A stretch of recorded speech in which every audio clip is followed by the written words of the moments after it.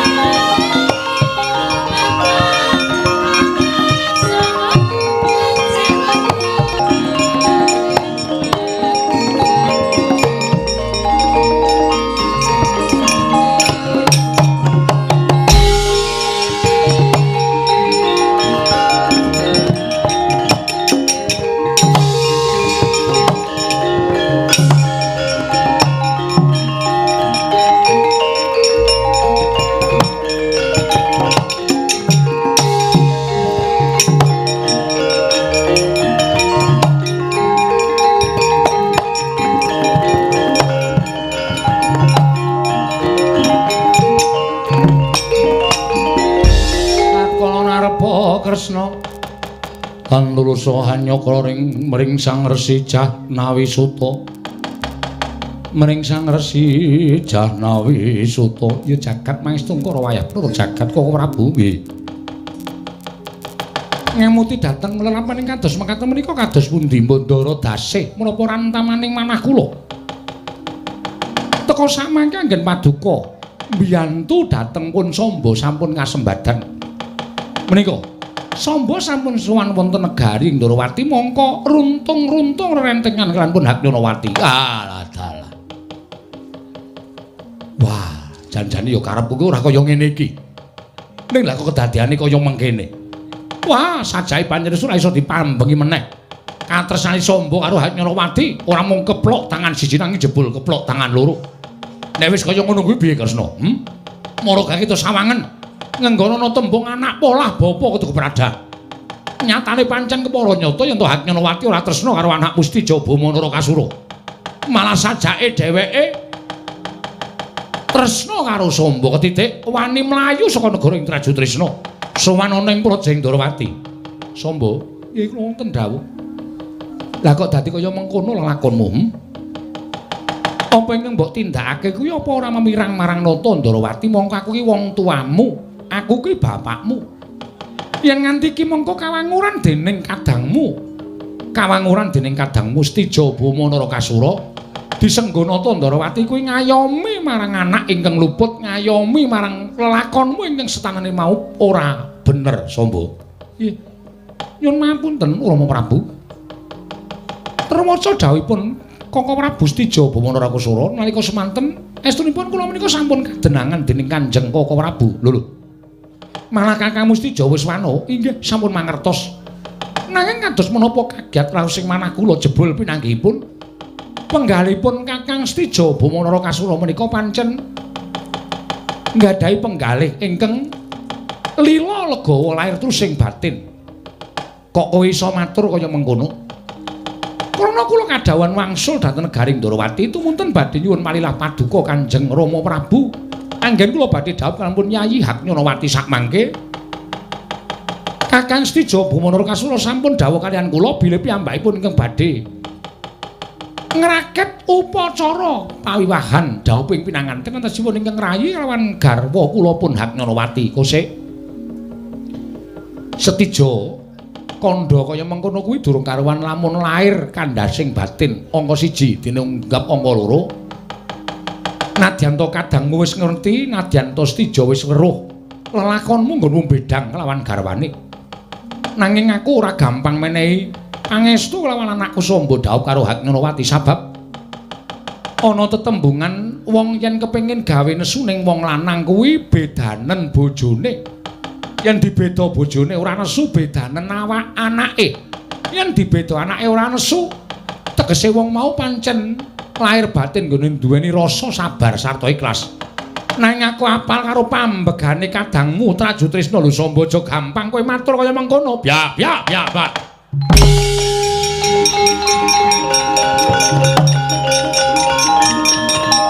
Nuwun sinuwun.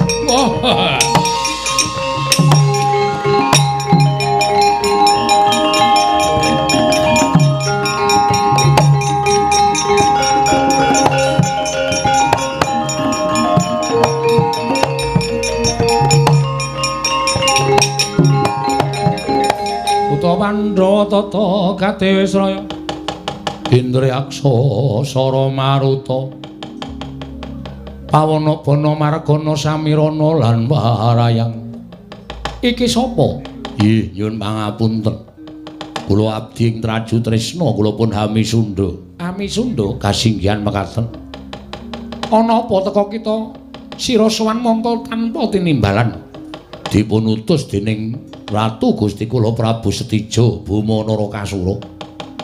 Samangke badhe atur nawala kunjuk paduka Gusti kula sanata ing Ndarawati sinuwun Prabu Sri Bathara Kresna. Anak Gustijo atur nawala. Ih, kaya ngapa?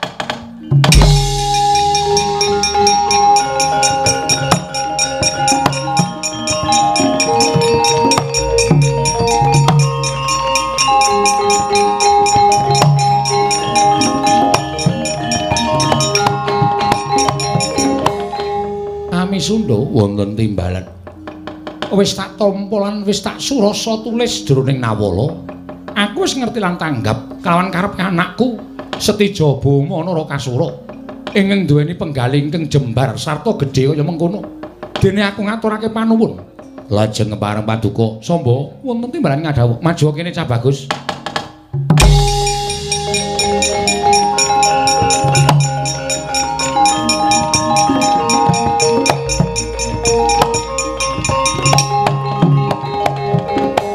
Lelakon iki bakale sirep. Lelakon iki bakale tumuli ora dadi lelakon sing gedhe. Lamun sira anakku ngestu padha dawuhing kadangmu ing Trajutrisna. Nggih. Paringipun menapa Rama? Jroning nawala wis ndak surasa yen to kadangmu Stijo Bumanara Kasura matur kelawan wong atuwamu aku nedya mboyong marang sira sakloron. Wondene sawise tekan negara ing Trajutrisna anakku Samba ora bakal nampa paukuman saka anakku Stijo nanging nggonmu bakal kepengin dhawuh karo Haknyanawati bakal dituruti karo kadangmu ing Trajutrisna. Mula wektu dina iki kowe mangkat to bareng lan lakune calon garwamu Haknyanawati dimen diderekake utusaning anakku Stijo ya kuwi Hami Sunda. Mangkat to Samba. Ketokno jiwa lanangmu aja mringkos kaya wong wadon kowe Samba.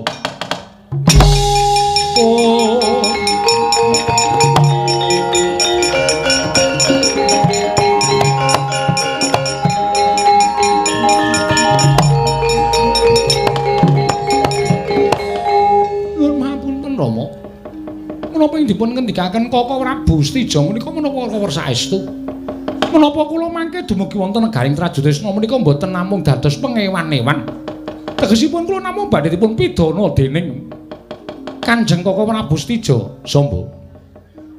Wong luput kowe kudu wani nampa paukuman. Upama ta iki mengko ming kinarya karti sampeka. nggone Setija nimbali kalawan sira lan sak tekane ana negaring Trajutrisna saka pangiraku luwih apik luwih becik lamun sira anakku Samba pasrah kelawan kadangmu ing Trajutrisna mangsa borong nggone bakal jenange bor kelawan sira kulup Kusuma Kilatmaka. Waduh inggih ngestaken dawuh anak Kresna aja mringkus kaya wong wadon. Ayo tembunge kowe wani mbabari, kowe kudu wani nglampungake, kowe kudu wani nandur, kudu wani ngunduh wae. Inggih ngestaken dawuh Anjanawati. Wonten timbalan Kanjeng Rama. Melu ami sundha kelawan calon bojomu Samba prapta ning negara Trajutrisna. Inggih ngestaken dawuh. Gusik Kresna, wonten dawuh. Ing nganti kok kedadian apa-apa piye? Koko Prabu. Kula langkung ngertos kalian panjenengan. Kula langkung pono dhateng manahipun anak kula Setija. Perkawis menika mangke dadosipun sae menapa leres menika gumantung dhateng Samba kalian Setija.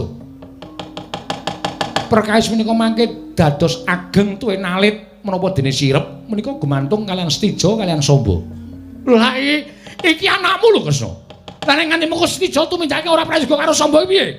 Sapa sing arep belani? Nuwun mapunten. Samba sampun wantun bibiti perkawis. Kula ugi mboten badhe saged ngayomi dhateng Samba. Jenyatanipun ingkang tumindak menika anak kula. Waduh lah terus iki piye? Sampun panjenengan kendel kemawon. Mangke saged tumandang menawi kula sampun matur dhateng Sapaduka Kanjeng Koko Prabu Samba Atnyarawati mangkat misundha wonten dawuh. Anakku sakloro niriten prapteng Trajutrisna. Lha nggih ngestaken dawuh. Monggo Raden.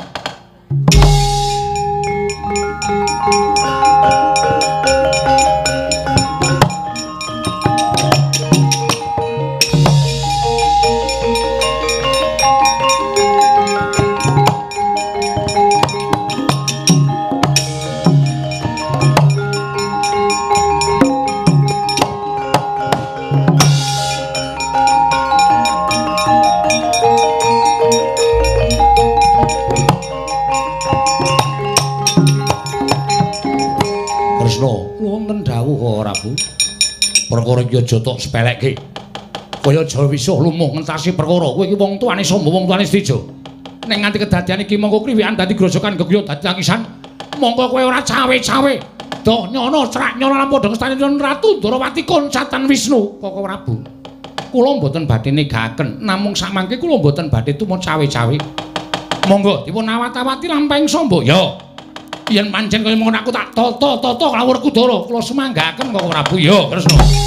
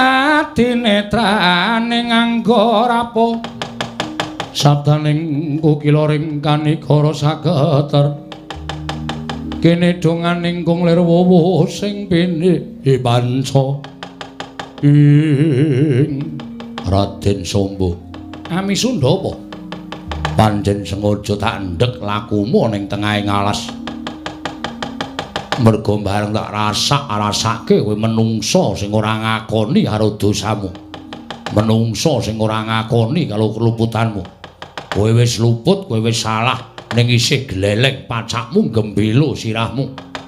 Kowe wis ngorak-arik raine sedulurmu tuwa. Kowe ngidak-idak derajat lan martabate wong Trajutrisna. Ning rumangsaku ora ngrasake luput babar blas. kowe ngrayang bojone sedulurmu, bojone kadangmu ning kowe isih klecam-klecem sajak seneng atimu. Wah, lah dalam menungso apa?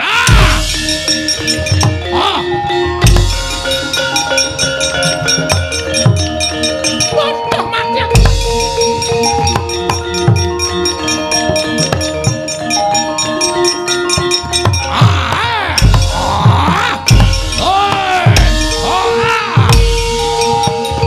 Ayo, aku sing midono.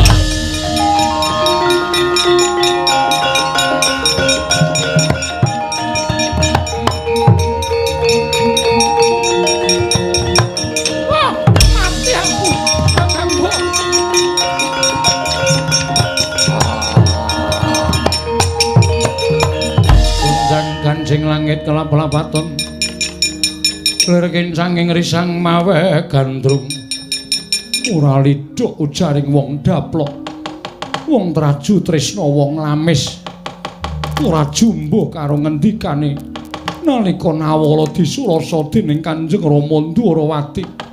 Ami Sundha kowe wujuding nayaka sing nglungkuhi ngasarta ngungkuli marang wasisaning Nalendra. Panguwasamu rumangsamu kaya ngembari marang panguwasaning Nalendra Traju Tresna. Durung karuan tekaku ning negara Traju Tresna bakal entuk paukuman saka Sinuwun Setija. Nanging kowe wis nibakake paukuman karo calon garwaku Raden Samba. Cukup. Ora sandadak kowe ngecomang deleming. Ora sandadak kowe ngomongke babakan kautaman lan bebener. Ora usah kowe ngrembug perkara aku kuwi duwe panguwasa apa ora. Ning aku wong Traju Tresna, aku melu rumangsa isin duwe sesembahan wujuding prameswari sing lobok kembene kendho tabihe seneng lelemeran karo wong lanang liya. Wong wadon kaya Haknyonawati ora pantes sikile ngidak jlambrah ndatul ya negara ing Traju Tresna. Wasihen Prabu Setija ora menehi paukuman karo Raden Samba, aku sing bakal menehi paukuman karo kowe. Selamat.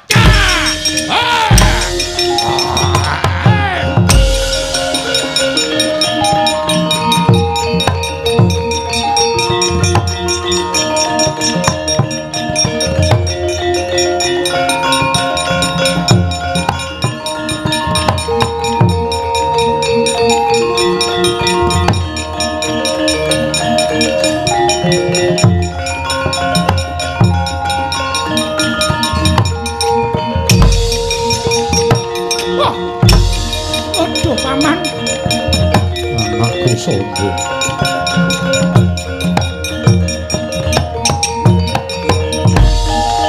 Samba anakku lanang.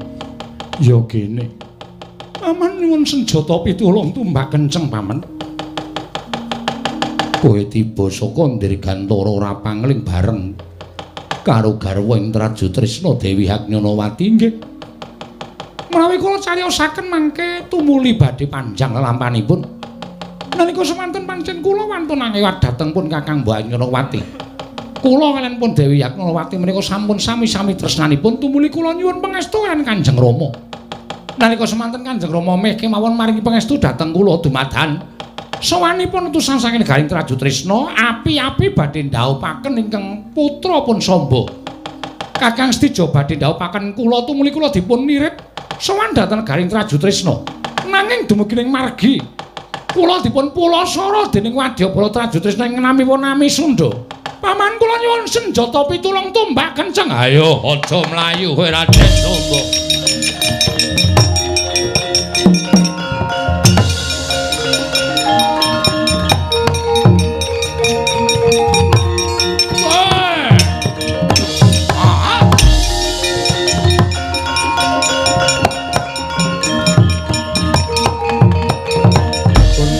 Kanjeng langit kelap-lapaton lir kincanging risang mawe gandrung ing apa kepara iki ngarep Ami Sundha. Ya Raden Janaka wis wanuh karo aku. Wong sak jagat padha ngerti karo citrane Raden Janaka. Ora usah dadak sampeyan nyingitake Raden Samba karo Dewi Haknyonawati. Yen Nalendra Traju Tresna ora menehi paukuman, aku nayakaning Trajutresna Digya Amisunda ingkang bakal menehi paukuman karo Raden Samba lan Dewi Haknyalawati. Mula Kang Sangga kuwi kaya aja pisan-pisan ndelikake Dewi Haknyalawati lan Raden Samba ndi menungsane tak jaluk Amisunda.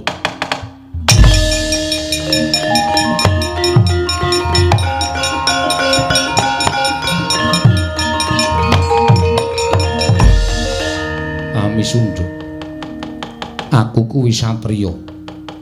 Piranganing Pandhawa, panengahing Pandhawa Raden Janaka ing atase kowe mung drajating nayaka teka Malang Kadhak. Apa kaya ngono kuwi tembunge wong kang kepengin njejaluk? Apa kaya ngono kuwi tembunge wong kang kepengin njaluk tulung kalawan Janaka? Dene kowe nyuwun tulung kalawan aku, mbok kon menehake Raden Samba. Ya, mengko bakal tak wenehi.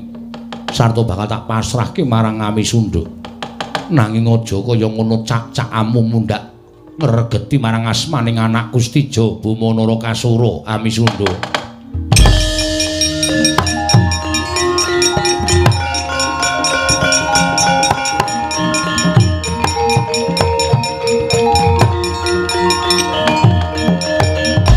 Waduh Raden, nyuwun pangapunten. Ngantos kula supe dhateng Purwadasina krana kebrananging raos.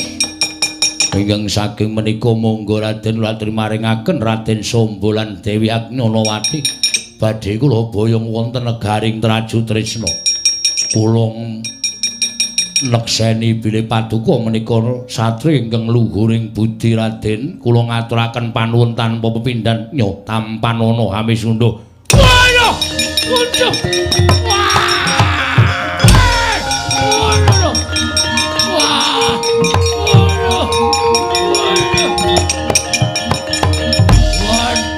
Raden teka paduka citra ing pangandika.